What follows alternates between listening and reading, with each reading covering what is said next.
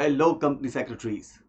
आज हम आपके साथ डिस्कस करने वाले हैं सीएसईडी का paper 3। Yes, economics and business environment. हाँ, लेकिन इसमें पार्ट बी हम डिस्कस करेंगे जिसे कहते हैं क्या, बिजनेस एनवायरनमेंट। हाँ, और ये आपका मई 2021 का पेपर है बच्चों लोग। This is your May 2021 what paper. तो चलिए डिस्कस कैसे करेंगे वो एक बार क्या डिस्कस कर लेते हैं। हाँ, हम और आप साथ में क्वेश्चन पढ़ेंगे, नीचे लिखे हुए 4 ऑप्शन पढ़ेंगे और डिस्कशन करने के बाद जो सबसे बेहतर सूटेबल ऑप्शन है उसे हम सिलेक्ट करेंगे। चलिए शुरू करते हैं। The following government of India scheme aims to create jobs at what local level in agro and rural based industries.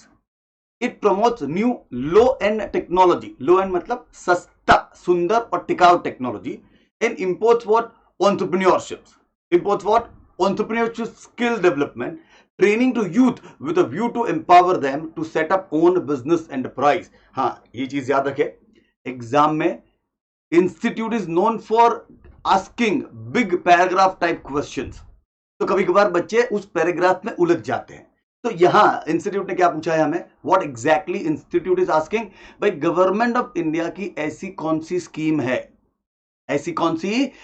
है जो सस्ती टेक्नोलॉजी बनाने में क्या एग्रो इंडस्ट्री में सस्ती टेक्नोलॉजी बनाने में क्या लोगों की हेल्प करती है, इनोवेशन में हेल्प करती है, और उस टेक्नोलॉजी को बिजनेस बनाने में, मतलब जिसने वो टेक्नोलॉजी बनाई है, जिसने वो इन्वेंशन किया है, उसे क्या ध्यान से, उस एंटरप्रेन्योर को कैसे आगे बढ़ा सकते हैं, जो यंग जनरेशन है उसे कैसे क्या एंटरप्रेन्योर बनाए।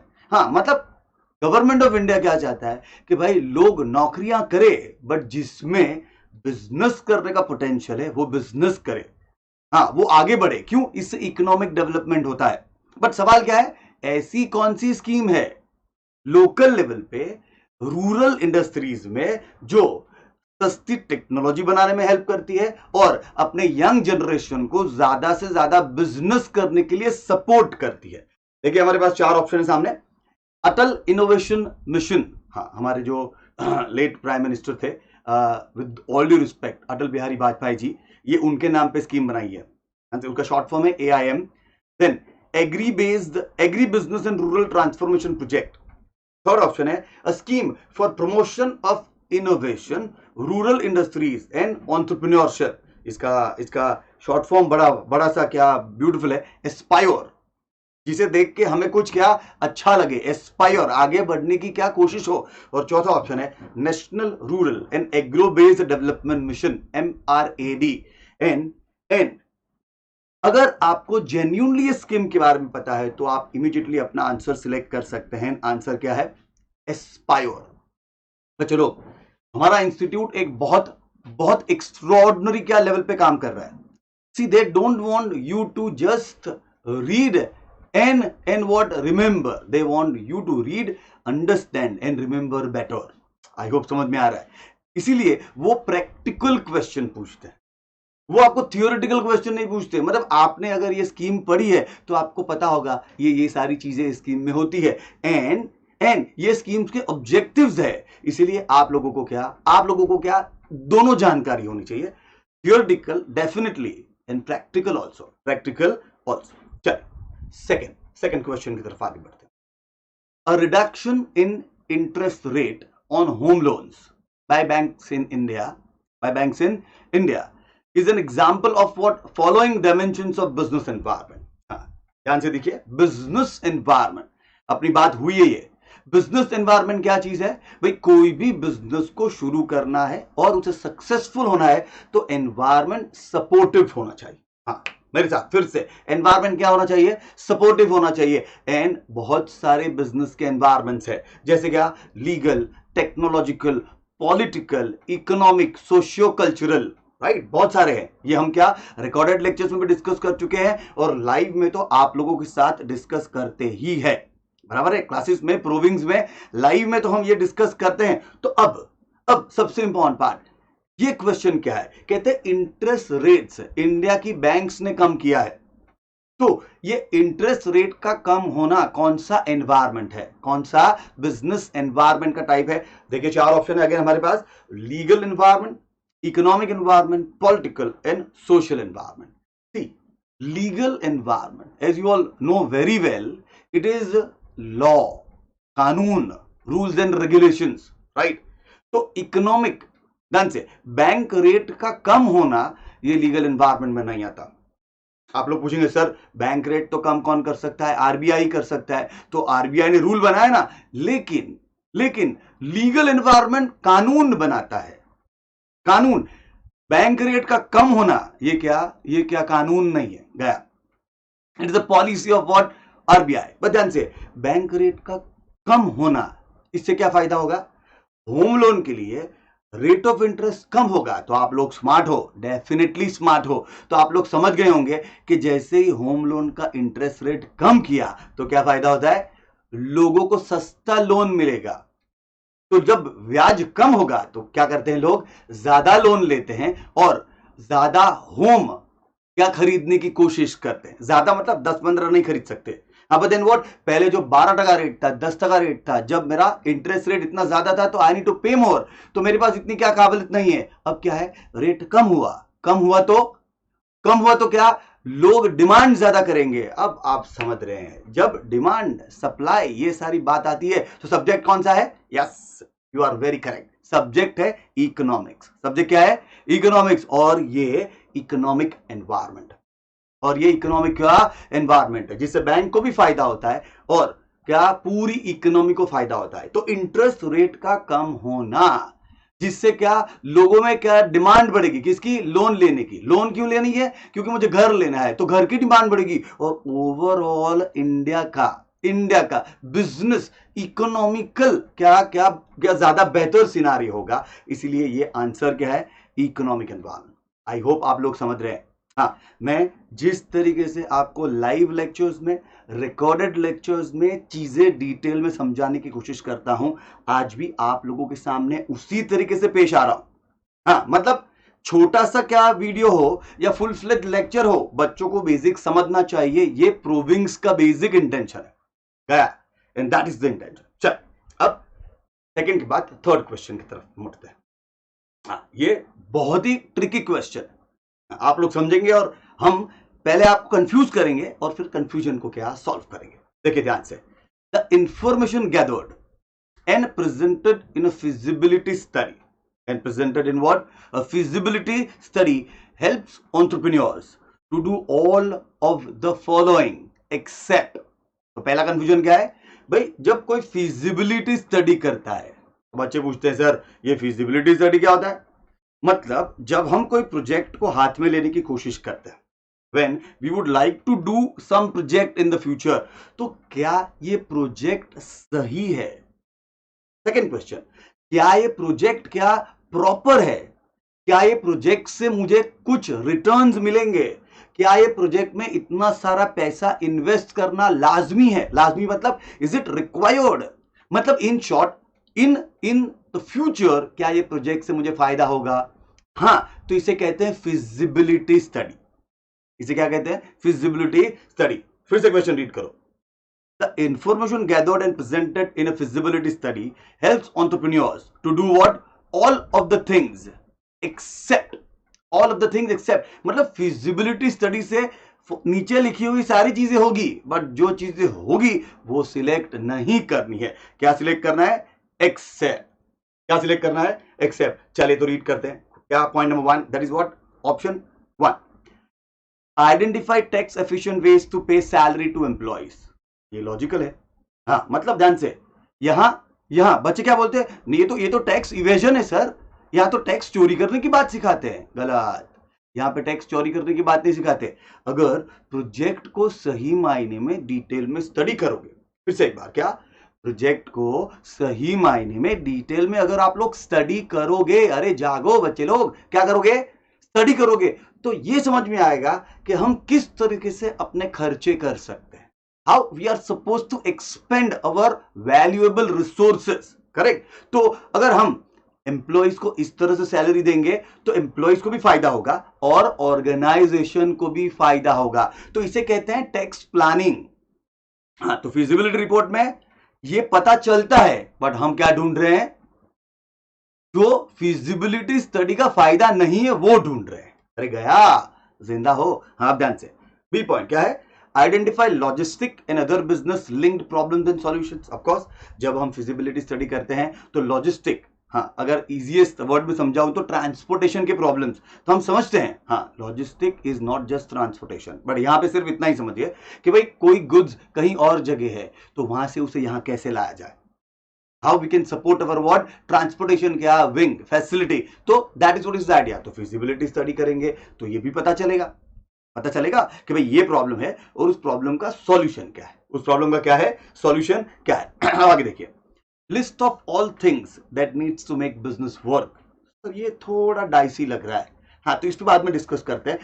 लास्ट पॉइंट पे आते हैं। It serves as a foundation for developing their business plan. Of course feasibility study होगी तो ही आगे बिजनेस का प्लानिंग कर सकते हैं। मतलब अगर ढंग से आप लोग देखें तो ऑप्शन ए बराबर है, ऑप्शन बी बराबर है, ऑप्शन डी भी बराबर है, बट सर ऑप्शन सी भी तो बराबर लग रहा है। हाँ, कंफ्यूजन है ना। यही तो इंस्टीट्यूट चाहता है कि आपके दिमाग में कोई कंफ्यूजन नहीं होगा, तभी आप सही ऑप्शन सिलेक्ट कर पाएंगे। हाँ, फिर से मेरे साथ सी ऑप्शन रीड कीजिए। List of all things they need to make the business work. अभी इमीडिएटली सोचो तो क्या लगता है? यार बात तो बराबर है, फिजिबिलिटी स्टडी रिपोर्ट में सब कुछ होना चाहिए कि हम बिजनेस को सक्सेसफुल कैसे करें। बट याद रखो बच्चे लोग, फिजिबिलिटी स्टडी मतलब ये रिपोर्ट आपको क्या देता है कि बिजनेस कर सकते हो कि नहीं कर सकते हो, बिजनेस में क्या क्या प्रॉब्लम आ सकते हैं, कितने पैसे चाहिए, कितने लोग चाहिए, हम किस तरह से बिजनेस के प्रॉब्लम सॉल्व कर सकते हैं। बट उसमें सब कुछ नहीं लिखा होता। It will not teach you, it will not tell you कि बिजनेस को हम सक्सेसफुल कैसे कर सकते हैं। ना ना ना ना ना ना, दैट्स द डिफरेंस। इसीलिए हमारा ऑप्शन भी ये है। हमारा क्या है? ऑप्शन भी बच्चे लोग यही है। हाँ, डू यू अंडरस्टैंड? हाँ, सी इसी टाइप के क्वेश्चंस पूछेंगे इंस्टीट्यूट वाले। क्यों? वो प्रोफेशनल मेंटालिटी चाहते हैं, वो आप लोगों से प्रोफेशनल एटीट्यूड चाहते हैं। बराबर है? तो आप लोग सिर्फ समझेंगे नहीं, उसको प्रैक्टिकल लाइफ में कैसे अप्लाई करेंगे वो भी देखेंगे। And that is what we here proving CS people do. पूरी टीम आप लोगों के लिए क्या यही काम कर रही है। सॉरी, आगे बढ़ते हैं। By providing scholarships to girl student of a school in its village, a business enterprise fulfill its what? ये बहुत आसान क्वेश्चन है बच्चे लोग, ऐसी लॉटरी भी कभी कभार लग जाती है हम लोगों को। पहला ऑप्शन है ऑर्गेनाइजेशनल ऑब्जेक्टिव, दूसरा ग्रोथ ऑब्जेक्टिव, तीसरा पर्सनल ऑब्जेक्टिव एंड चौथा क्या क्या सोशल ऑब्जेक्टिव। अब ध्यान से, स्कूल की बच्चियों के लिए हम क्या कर रहे हैं? स्कॉलरशिप्स अनाउंस कर रहे हैं। अब सोचो, मैं तो बिजनेसमैन हूं। अब बिजनेसमैन कोई स्कूल के लिए स्कॉलरशिप अनाउंस करे, इससे उसे पर्सनली क्या फायदा होगा? सही मायने में कहे तो जीरो। सही मायने में कहे तो जीरो। मैं तो उल्टा बोलता हूं बच्चे लोग, जीरो नहीं, नेगेटिव फायदा, मतलब लॉस होगा। क्यों?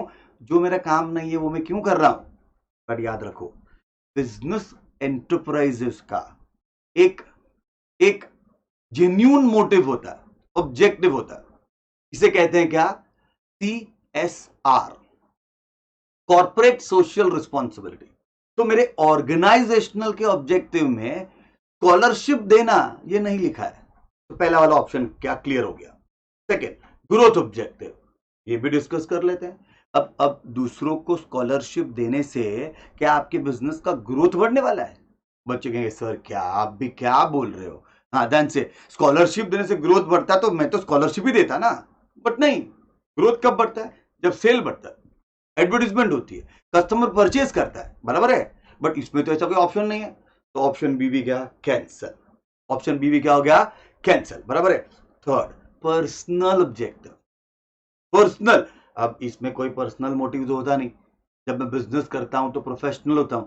हाँ, मुझे पर्सनली प्रॉफिट चाहिए, बस स्कॉलरशिप देने से मुझे कोई पर्सनल फायदा होने वाला नहीं है। बराबर है? ध्यान से, फोर्थ इज द ऑप्शन, इसे क्या कहते हैं हम? Social objective. सोशल ऑब्जेक्टिव मतलब मैंने अभी आपसे बात की, CSR, corporate social responsibility. That is the plan. That is the basic what plan, and you need to understand this. You need to understand this. Simple है बच्चे लोग, इसे डिटेल डिस्कशन कहते हैं. जितना ज्यादा आप लोग एमसीक्यूज लॉजिकली प्रैक्टिस करोगे, उतनी ज्यादा बेहतर तरीके से सही ऑप्शन को चूज कर पाओगे और मैक्सिमम स्कोर कर पाओगे. चलिए क्वेश्चन नंबर 5. हाँ, थोड़ा दिखने में लेंथी वाला है, but that's okay. Consider the following statements. Okay, we'll consider. Understanding of business, क्या कहते हैं? Understanding of business environment by managers enables a business firm to what? To identify threats and early warning signals and take action. पहला statement ये कहता है कि अगर business के एनवायरनमेंट को आप स्टडी करते हो, एनालिसिस करते हो, तो कौन कौन सी चुनौतियां हैं, कौन कौन सी थ्रेट्स है, आपको पहले से पता चल जाएगा और हम उस थ्रेट के अगेंस्ट में अपनी पॉलिसी, अपना प्लान, अपना एक्शन रेडी करके बैठे. समझा है? परफेक्ट. अब सेकंड ऑप्शन देखिए, सेकंड वाला क्या पॉइंट देखिए. Understanding of business environment by managers enables a business firm to identify opportunities and get the first mover advantage. Yes, the first mover advantage. मतलब यहां पे पॉइंट ये है कि अगर जो इंडस्ट्री में बिजनेस करना चाहते हो, उस इंडस्ट्री का बिजनेस एनवायरनमेंट आप लोग क्या करते हो? स्टडी करते हो. फिर से एक बार, क्या करते हो? स्टडी करते हो. तो क्या पता चलेगा? अपॉर्चुनिटीज भी पता चलेगी एंड थ्रेट्स भी पता चलेंगे. बराबर है? तो जब अपॉर्चुनिटीज पता चलेगी तो हम क्या करते हैं? अपॉर्चुनिटीज को क्या, किस तरह से हम नॉकआउट कर सकते हैं. नॉकआउट मतलब हम उसे कैसे ग्रैब कर सकते हैं जिससे हमारे बिजनेस को शॉर्ट टर्म और लॉन्ग टर्म दोनों फायदे हो. क्या? तो एनालिसिस करेंगे इसका, बिजनेस के एनवायरनमेंट का, तब ये लेवल आएगा, तब ये लेवल आएगा. अपॉर्चुनिटी पता चलेगी. और सर जब बिजनेस के एनवायरनमेंट को एनालिसिस करेंगे तो किसका पता चलेगा? थ्रेट्स का पता चलेगा, हमारे चैलेंजेस का पता चलेगा. तो हम अपने आप को चैलेंज के लिए क्या तैयार करेंगे? क्या हम अपने आप को क्या करेंगे? चैलेंज के लिए तैयार करेंगे ना. That is what the idea. तो कहते हैं which of the following is correct. तो हमारे हिसाब से तो क्या, हाँ आप बोलो, आप बोलो. एबीसीडी 4 ऑप्शन है. पहला ऑप्शन 1 ट्रू. ऑप्शन 1 क्या? Statement second 1 true, statement 2 is what? False. तो scrap. Both 1 and 2 false, scrap. Third, both 1 and 2 are true, and that is our option. Yeah, that is our what? Option, and that needs to be understood. That needs to be what? Understood. Good one. चलो, ये काफी easy था, खाली size ही बड़ी थी question की.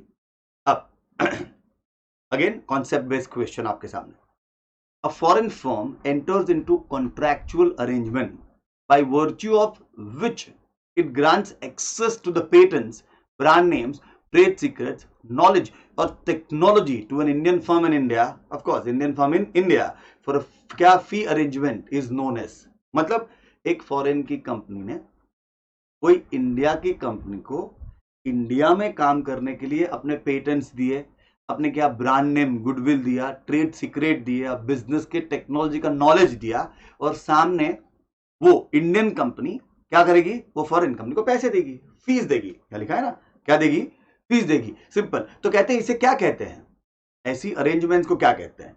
Contract manufacturing. Second option joint venture. Third option licensing and franchising. And fourth option wholly owned subsidiaries. Wholly owned what? Subsidiaries. Understand this genuinely. Contract manufacturing means outsourcing. जो काम मैं नहीं करना चाहता तो मैंने क्या किया? कोई इंडियन फर्म या कोई भी फर्म दुनिया में है, उसे बात किया, भाई ये स्पेसिफिकेशन है, तू इसके हिसाब से बना के दे.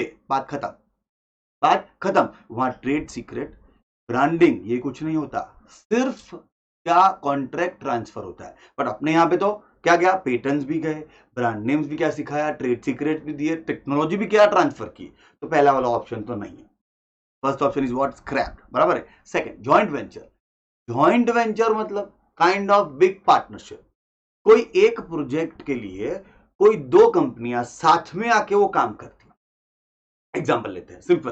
देखिए, जैसे अज्यूम करो हम सीमेंट प्रोड्यूस करते हैं, आप में से कोई एक स्टील प्रोड्यूसर है, स्टील, राइट. तीसरा एक हमारा दोस्त है, वो क्या करता है? जो गवर्नमेंट के कॉन्ट्रैक्ट्स लेता है. तो हमने तीनों ने मिल के साथ में गवर्नमेंट का एक ब्रिज, फ्लाईओवर बनाने के क्या कॉन्ट्रैक्ट ले लिया. तो जैसे ही वो फ्लाईओवर बनाने का कॉन्ट्रैक्ट खत्म, हम तीनों अपने अपने रास्ते चले जाएंगे। यो गया, इसे कहते हैं जॉइंट वेंचर। इसे क्या कहते हैं? Joint venture. बट इसमें पेटेंट, ब्रांड नेम, वो सब की तो बात ही नहीं हुई, मतलब सेकंड वाला ऑप्शन भी नहीं है।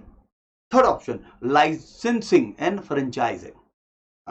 बेस्ट एग्जांपल देता हूं, मैकडी, नाम सुना ही है, नाम सुना ही है ना।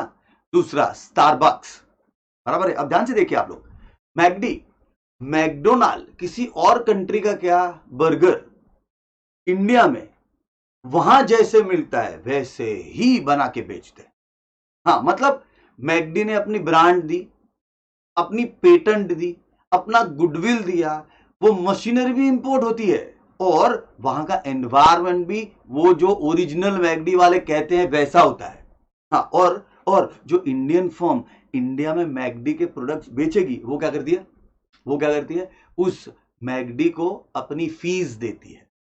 हाँ, तो ये पूरा अरेंजमेंट उसके जैसे ही लग रहा है।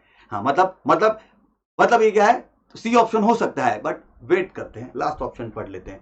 Wholly owned subsidiary. Wholly owned subsidiary, आप जानते हैं holding company and subsidiary company. अगर आपको ड्राइंग करके समझाऊं तो देखिए मेरे सामने, अज्यूम कीजिए there are two companies, A limited and B limited. बहुत आसान वाला क्या ऑप्शन है, देखिए अज्यूम करिए, अगर बी लिमिटेड के 1,00,000 शेयर्स है, बराबर है, एंड ए लिमिटेड इसका मोर देन 50% क्या करता है? होल्ड करता है। क्या करता है? होल्ड करता है। तो A limited is holding company, because control power किसके पास है? ए लिमिटेड के पास। किसका कंट्रोल और किसका पावर? तो बी लिमिटेड के शेयर्स के ऊपर कंट्रोल किसका है?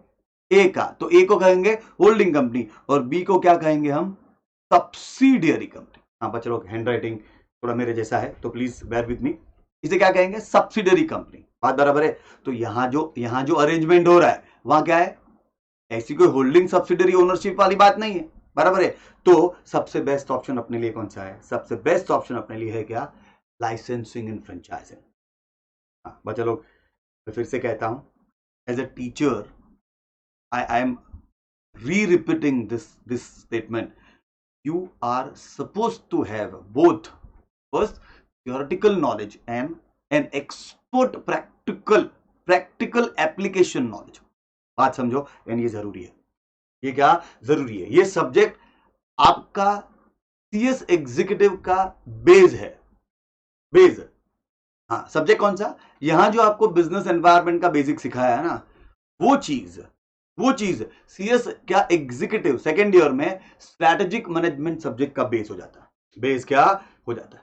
चलिए कोई बात नहीं, आगे बढ़ते हैं। देखिए अब क्या कहते हैं, reduction in the long term interest rate by banks leads to increase spending by consumers for buying homes and cars with borrowed money. This can be explain by the following dimensions of business environment. हाँ, ये repetitive question institute ने पूछ लिया, kind of repetitive. पहले भी आगे same question आया था, अगर आप लोगों को याद है तो होम लोन वाली बात की थी. हाँ, और सवाल क्या है? ये कौन सा एनवायरनमेंट है? Which is the environment? Economic, legal, technological, political. तो आप लोग समझेंगे इंटरेस्ट रेट के कम होने से लोग लोन की डिमांड, लोन ज्यादा लेते हैं, प्रोडक्ट ज्यादा डिमांड करते हैं, तो इंडस्ट्री में क्या क्या ज्यादा फायदा होता है? ज्यादा फायदा होता है. तो सबको पैसे वाइज फायदा हुआ. बहुत आसान. It is part of economic environment. It is part of what? Economic environment. चल आगे बढ़ते हैं. हाँ, अब इसमें तो कुछ समझाने का था ही नहीं ना. 7th क्वेश्चन में there was nothing to explain, क्योंकि पहले हम डिटेल में डिस्कस कर चुके हैं. अरे कोई सुन रहा है, अरे तुसी जाग रहे हो, अरे तो जागो. 12-13 क्वेश्चन ही है बच्चे लोग, ज्यादा नहीं है. चल आगे. अब again technical question. Answer. A stable government of a country and its continued push to transparent, predictable and stable policies on trade. Actually वो stable होना चाहिए. There'll be stable policies on trade and investment build up what? Trust and confidence among business firms in taking up what capital expenditure. This is an example of following dimensions of business environment. Business environment मैंने अभी कहा आप लोगों के क्या executive अगले साल के क्या ये बेस है, तो जितना ये स्ट्रांग है अगले साल और ज्यादा स्कोर कर पाओगे। यो बराबर है, डन, सिंपल। फिर से क्या कहते हैं कि भाई गवर्नमेंट है, स्टेबल है और एकदम क्लियर कट ट्रांसपेरेंट पॉलिसीज बनाती है। क्या बनाती है? Transparent what policies. हाँ, आप लोगों को दिख रहा है बराबर, ट्रांसपेरेंट पॉलिसीज बनाती है। तो ये ट्रांसपेरेंट पॉलिसीज जो बच्चे लोग बन रही है ना, ये जो ट्रांसपेरेंट पॉलिसीज क्या बन रही है, उससे क्या फायदा होगा?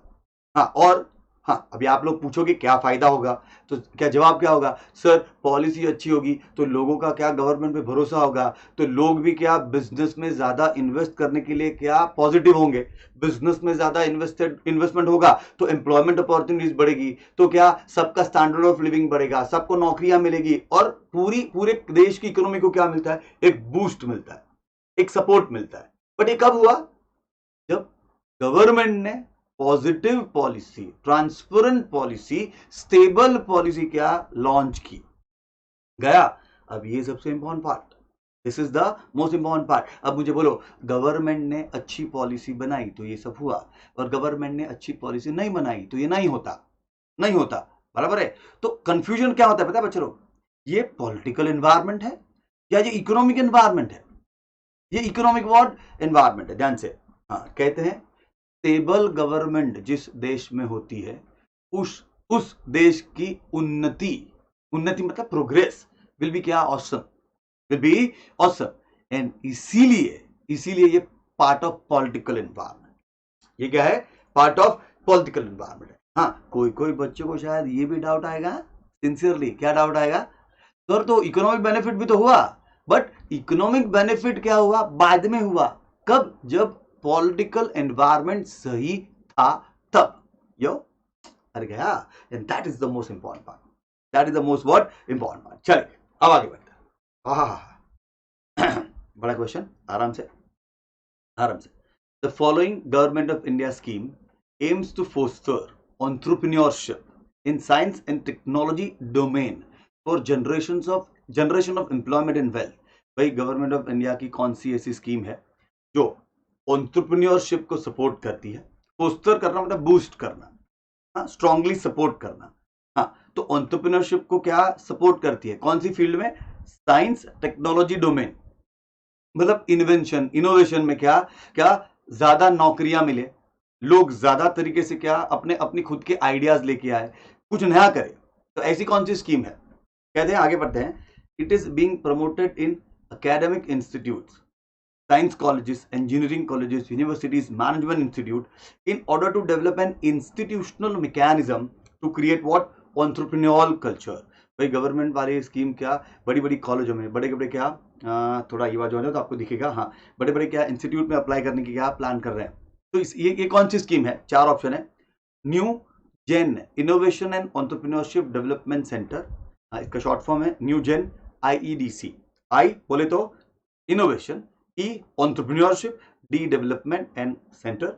Knowledge and innovation accelerator project, sponsored research and development programme, and innovation and entrepreneurship intervention in science and technology. Science and what? Technology. हमें तो लगता है बच्चे कहते हैं सर ऐसी सारे जब क्वेश्चन होते हैं ना, बच्चे कहते हैं एग्जाम के बाद जब आते हैं ना, सर ऐसा लग रहा था चारों ऑप्शन है। हाँ, इसीलिए आपको जो नोट्स दिए जाएंगे ना प्रूविंग्स CS से, वो नोट्स को आप लोगों को बहुत बहुत बहुत ढंग से पढ़ना है। हाँ, ये नोट्स मॉड्यूल को बेस रख के ही बनाए हैं। आपको जो इंस्टीट्यूट का मॉड्यूल होता है ना, उसमें जो बेस है वही बेस लेके बनाया है, विथ एडिशनल क्या नॉलेज जो एग्जाम में भी पूछते हैं, ध्यान से। तो इसका आंसर क्या है? तो इसका स्ट्रेट फॉरवर्ड आंसर क्या है? क्या? New gen IEDC। हाँ, ये जो स्कीम है गवर्नमेंट की, उसका इंटेंशन क्या ये है? उसका इंटेंशन ये है कि भारत की उभरती हुई, हिंदुस्तान की उभरती हुई जो यूथ है उसको ज्यादा इनोवेशन पे क्या सपोर्ट करवाया जाए। हाँ, सिर्फ नौकरियां नहीं करनी डिग्रीज लेके। अगर आप लोगों को 3 इडियट पिक्चर याद है, आपको याद होगा रेंचो, अरे रणछोड़ दास छाछड़ याद आया? चाचड़ छाछड़ जो भी है। हाँ, तब वो जब वो वायरस से क्या बोलते हैं कि सर इस कॉलेज में सब लोग क्या डिग्री लेके US जाने की बात करते हैं, बट कोई ये बात नहीं करता कि क्या क्या इन्वेंशन कैसे हो है। याद आया, पिक्चर याद आया। हाँ, ये सारी बातें आप लोगों को बहुत ज्यादा याद रहती है, बट कोई बात नहीं, लॉजिकल है। तो गवर्नमेंट क्या करती है कि भाई ऐसा नहीं, जो यंग जनरेशन है जिसमें कुछ नया करने का पोटेंशियल है, जोश है, क्या सिंपल, तो ऐसे लोगों को इन्वेंशन करने के लिए सपोर्ट करो, जिससे क्या होगा, इन्वेंशन भी होगा, उस बच्चे की, उस स्टूडेंट की, क्या उस यूथ की एंटरप्रेन्योरशिप स्किल भी बढ़ेगी और इसका फायदा पूरे देश को होगा। तो ये क्या, ये स्कीम है और ये स्कीम के ऑब्जेक्टिव्स। वापस से एक छोटा सा सवाल और आसान सवाल बच्चा लोग, consider the following statement. There are two statement given. First is what, entrepreneurs are owners of the business manager, owners of the business managers are employees. मैं शायद इसे प्रॉपर रीड करता हूं, देखिए, entrepreneurs are owners of the business and managers are employees, and managers are what, employees. ये मैंने and लिखा है ध्यान से, थोड़ा फिर से लिखता हूं, रुकिए, एंड यहां पे ऐड कर देते हैं, एंड मैनेजर्स आर व्हाट, क्या, एम्प्लॉइज। बात तो सही है, बात तो सही है। एंटरप्रेन्योर और बिजनेस मैनेजर का फर्क क्या है, एंटरप्रेन्योर वो बंदा होता है जो आइडिया लेके आता है, भाई आइडिया क्लिक हुआ, टिंग, ये भी बिजनेस कर सकते हैं। जैसे सिंपल सा एग्जांपल देखो, भाई तेजस सर घूमते घूमते चाइना, अभी तो चाइना नहीं जा सकते ये कोरोना के चक्कर में, बट अज्यूम करो भाई मैं यूएस गया था, हाँ, अगर वो लोग हमें आने देते और हम गए थे, और वहां हमने एक वाटर प्यूरिफायर देखा, हमने यूएस वाले क्या बंदे से पूछा, ये क्या है, मतलब वाटर प्यूरिफायर, ये तो अच्छा है, अपने देश में बहुत फायदा देगा, बराबर है। तो मैंने क्या ढूंढा, मेरे देश में जो चीज, जो प्रोडक्ट, जो सर्विस नहीं है वो कहीं और देखी, तो मैंने क्या सोचा, इसको अगर इंडिया में ले जाऊं और बेचूं तो उनका भी फायदा होगा, मेरा भी फायदा होगा, यो। और मैंने क्या, उनसे डील की और मैंने क्या 5000 ऐसे वाटर प्यूरिफायर का ऑर्डर दे दिया, बराबर है। तो मैं कौन हूं, आइडिया मुझे आया, इन्वेस्टमेंट मैंने किया, आइडिया को प्रैक्टिकली एग्जीक्यूट भी मैंने किया, रिस्क भी मैंने लिया, तो मैं एंटरप्रेन्योर हूं, मैनेजर नहीं हूं। बट मैंने इंडिया में एक एम्प्लॉय को अपॉइंट किया, भाई तू इंपोर्ट एक्सपोर्ट मैनेजर, हाँ, तो उसे कोई आइडिया नहीं आता, वो भाई साहब वही करेंगे जो क्या पापा कहेंगे, मतलब वही करेंगे जो हम कहेंगे, यो, अरे समझा। तो एंटरप्रेन्योरशिप बोले तो is what, yo, idea, innovative idea, कुछ नया रिस्क लेगा, फाइनेंस ढूंढ के आएगा, जो भी करेगा, लेकिन उसे फायदा क्या, मैनेजर से ज्यादा होगा, बराबर है। तो दूसरी बात, अब ध्यान से दूसरा statement, entrepreneurs earn profits, managers earn salary. ये तो बात एकदम आसान हो गई सर, ठीक है। एंटरप्रेन्योर मतलब बिजनेसमैन, जो आइडिया से लेके उस बिजनेस को सक्सेसफुल करने के लिए अपनी जान लगा देता है, that is what is entrepreneurship, that is what is what entrepreneurship. And what जो बेचारा वहां एम्प्लॉई है उसे क्या मिलेगा, सैलरी मिलेगी, और रिस्क कौन लेता है, एंटरप्रेन्योर, तो उसे क्या मिलेगा, प्रॉफिट मिलेगा। तो आप लोग डिसाइड कीजिए दोनों में से कौन सा स्टेटमेंट सही है। First is true, second is false, scrap, क्योंकि दोनों सही है। Both 1 and 2 are false, scrap. Third option क्या है, both 1 and 2 are true and my what answer is what, the same, yo. हाँ, कभी कभार ऐसे कॉमन सेंस वाले क्वेश्चन भी इंस्टीट्यूट हमें पूछ लेता है, एंड वी शुड बी क्या, थैंकफुल टू इंस्टीट्यूट। क्यों, हमारा आंसर सिलेक्ट करने का काम बहुत आसान हो जाता है, बहुत क्या आसान हो जाता है। नेक्स्ट, ध्यान से देखिए आपकी स्क्रीन पे बच्चे लोग, the ministry of corporate affairs, government of India does not exercise supervision over, अभी इसके लिए आपको क्या लास्ट चैप्टर पढ़ना पड़ेगा, 8th चैप्टर, की बिजनेस ऑर्गेनाइजेशन या तो की गवर्नमेंटल ऑर्गेनाइजेशन कहते हैं MCA, ministry of corporate affairs कौन कौन सी चीजों के ऊपर अपना एडमिनिस्ट्रेशन, अपना सुपरविजन रखता है, एंड किस पे नहीं रखता। ये स्ट्रेट फॉरवर्ड क्वेश्चन है, आपके नोट्स में एज इट इज दिया है, क्या कहते हैं, ministry of corporate affairs does not exercise supervision over institute of actuaries of India.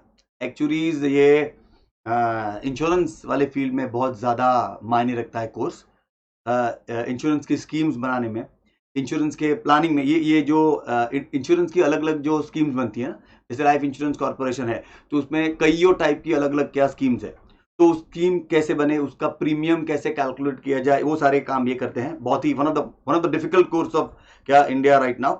Then institute of cost accountant of India, the institute of chartered accountants of India, the institute of what company secretaries of India. तो ये straight forward question है बच्चा लोग। MCA ये तीनों को supervise कर सकता है। तीनों को मतलब किसको? तीनों को मतलब किसको?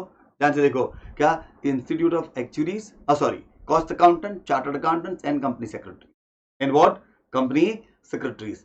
इंस्टीट्यूट क्या एमसीए किसे सुपरवाइज नहीं कर सकता? Institute of actuaries of India, क्योंकि ये उसके कंट्रोल में नहीं है, ये उसके कंट्रोल में नहीं है। अब आप लोग ये सवाल पूछोगे सर तो किसके कंट्रोल में है? अरे वो ऑप्शन में नहीं है ना भाई, तो काहे पढ़ना है, बराबर है। चलिए आगे बढ़ते हैं। तो कॉम्पिटिशन एक्ट 2002, ये भी आपका 8th चैप्टर है। रिप्लेस्ड द फॉलोइंग एक्ट, कहते हैं कॉम्पिटिशन एक्ट 2002 ने कौन से एक्ट को रिप्लेस किया? Thick industrial companies special provision act 1985, wealth tax act 1957, the monopolies and restrictive trade practices act 1969 and the foreign exchange management act 1999। बच्चा लोग ये स्ट्रेट फॉरवर्ड क्वेश्चन है। कॉम्पिटिशन एक्ट मतलब क्या? कहते हैं देश में कंपटीशन सही रहनी चाहिए, मतलब फेयर कंपटीशन होनी चाहिए, मोनोपोली क्रिएट नहीं होनी चाहिए, क्योंकि मोनोपोली क्रिएट होने से दोनों को नुकसान है। दोनों को किसको?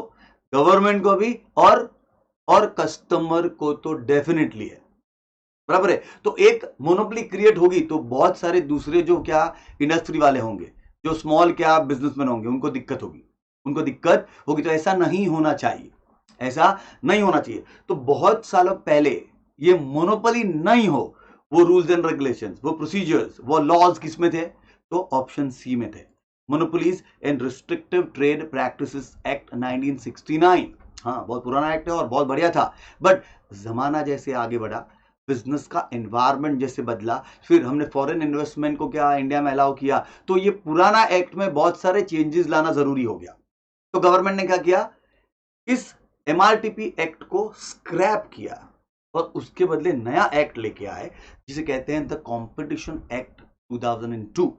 हाँ, इसके अंदर देयर सवेयर अमेंडमेंट्स भी होते रहते हैं, चेंजेस भी होते रहते हैं। ध्यान से, सिंपल एज पर द क्या वर्ल्ड बिजनेस एनवायरनमेंट चेंजेस।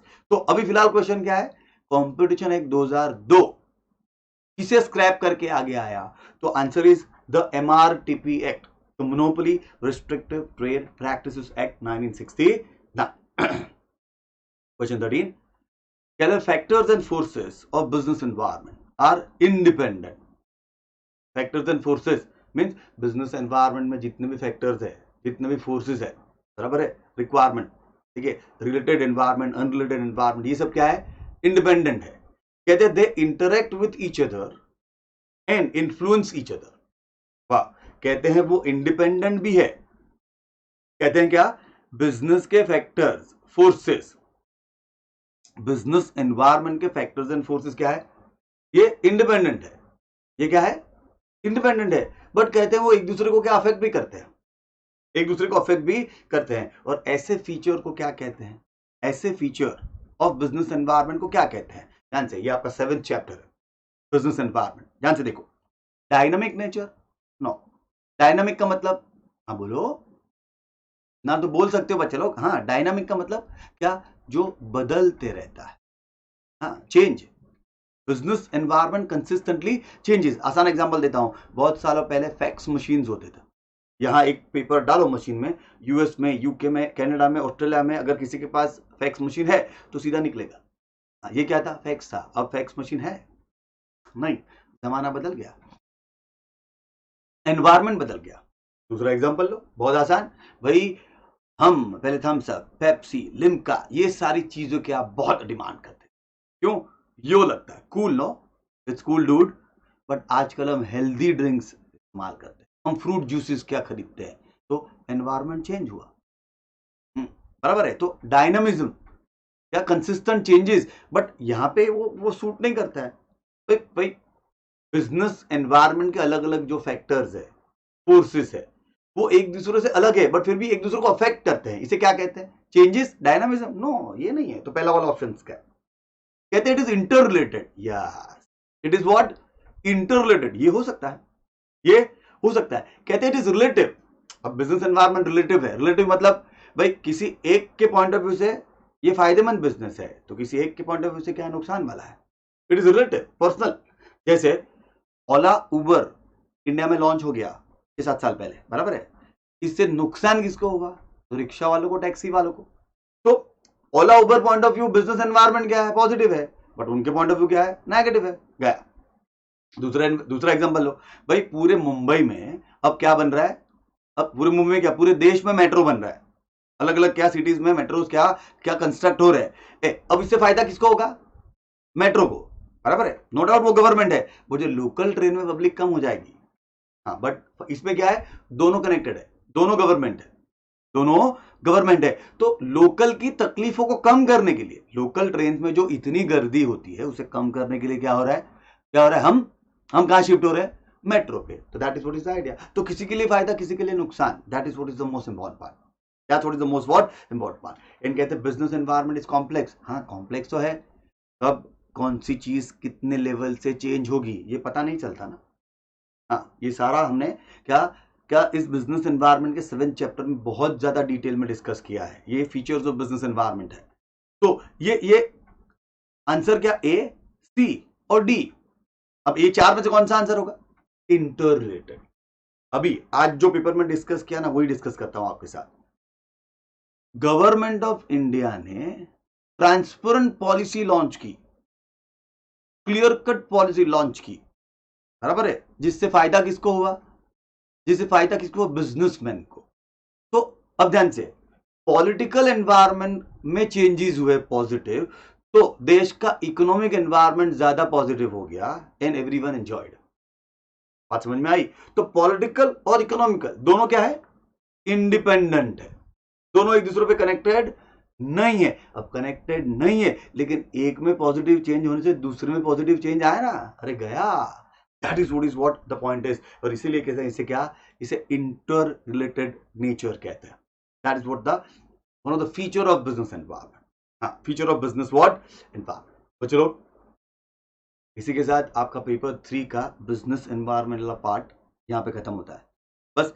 तो आप लोगों से एक ही रिक्वेस्ट है, कंसिस्टेंटली ये वीडियोस देखिए, अपने क्वेश्चंस वहां पोस्ट कीजिए, आपको आंसर्स हम देंगे, और ढंग से पॉजिटिव रह के पढ़ते रहिए एंड अपने क्या, अपने लाइफ में नॉलेज के साथ डिग्रियां हासिल करते रहिए। That is the intention. God bless you kids. चलिए वापस नेक्स्ट नया कोई पेपर आएगा, तब क्या आप लोगों के लिए वापस क्या पेपर के सॉल्यूशंस लेके आ जाएंगे। God bless you, take care.